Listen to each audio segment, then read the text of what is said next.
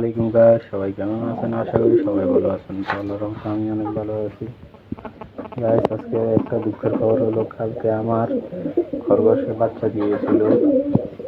তো এখন খরগোশগুলোর এই দূরে কি করতে দেখেন, 5টা বাচ্চা দিয়েছিল, 5টা বাচ্চা থেকে এখন 2টা বাচ্চাই আছে। দেখতেছেন এটা কি অবস্থা করে ফেলছে। এটা আর মনে হয় না বাঁচবে। কালকে বাচ্চা দিয়েছিল 5টা থেকে এখন এই 2টিই আছে। দেখতেছেন কি করে ফেলছে।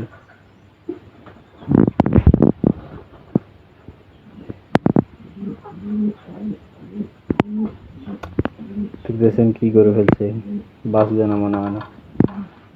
এত সুন্দর করে বাসা বানাইছি, দেখতেছেন টিন দিয়ে দিচ্ছি, তারপরে ইঁদুর কোনখান দিয়ে ঢুকি বাচ্চাগুলো নিয়ে গেছে। এখন বাচ্চাগুলো মেরে ফেলছে।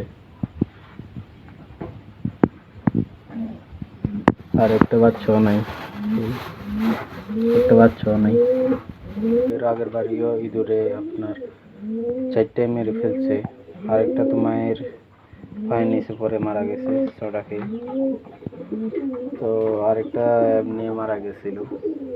এখন বাচ্চা দিয়েছিল, বাচ্চা এগুলোর অবস্থা খারাপ, আর বাঁচবে না মনে হয় না।